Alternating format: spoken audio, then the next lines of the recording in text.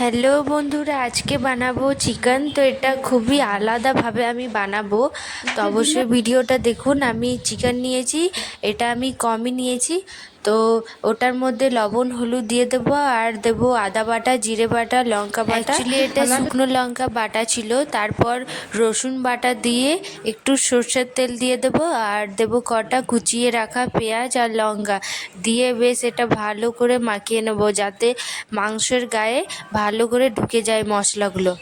সব ভালো করে মাখিয়ে নিয়ে আমি কড়াই চাপিয়ে ওর মধ্যে একটু সর্ষের তেল দেব, আর দেবো একটু জিরে। আমি সর্ষের তেলটা কম দিচ্ছি, কারণ আগে আমি দিয়েছিলাম ম্যারিনেটের সময়। তো সর্ষের তেল দিয়ে পেঁয়াজ দিয়ে দেবো, আর কটা কুচিয়ে রাখা কাঁচা লঙ্কা তো দিয়ে এটা ভালো করে ভেজে নেব, লাল করে ভাজবো।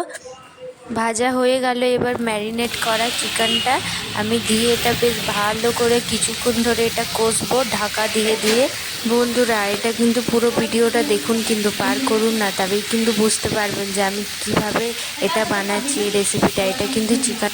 এবার কটা কেটে রাখা আলু দেব, এটাতে আলু নাও দিতে পারেন আপনারা, আমাকে ভালো লাগে সেই জন্য আমি আলু দিলাম। তারপর একটু জল দিয়ে এটা কষিয়ে নেব ঢাকা দিয়ে দিয়ে বেশ ভালো করে।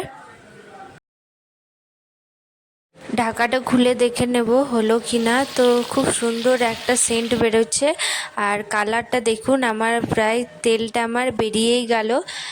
তো তেল বেরিয়ে গেলে ভাববেন যে এটা ঠিকঠাক হয়ে গেছে, কষানোও ঠিকঠাক হয়ে গেছে, আর মশলার গন্ধটাও ঠিক চলে গেছে।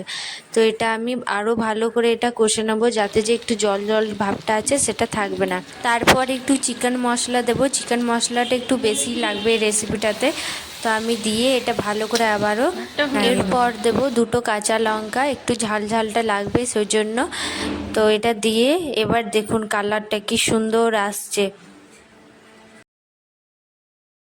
আমার চ্যানেলে এরকম চিকেন রেসিপিটা নেই, তো আমি কালকেই দেখেছিলাম পপিদির ব্লগ, তো ওটাতে কাঁচা মাংসতেই দিয়ে দিয়েছিল পেঁয়াজ আর লঙ্কা, তেল, মানে মশলা, কাঁচা মশলা। তো আমি ভাবলাম যে এরকম কি হয় রান্না, এরকম কি টেস্ট লাগে। তো ওটা আমি আজকে বানিয়েই ফেললাম। তো কিন্তু দারুণ লেগেছিল, কিন্তু খেতে দুর্দান্ত হেভি টেস্ট। এটা বাড়িতে হলেও একবার এটা বানিয়ে খাও, খুবই ভালো লাগবে। এই যে খুব সুন্দরভাবে আমি চিকেনটাকে কষিয়ে নিয়েছি, এরপর আমি জল দিয়ে দেব, আর জল দিয়ে এটা আমি ভালো করে ফুটিয়ে নেব।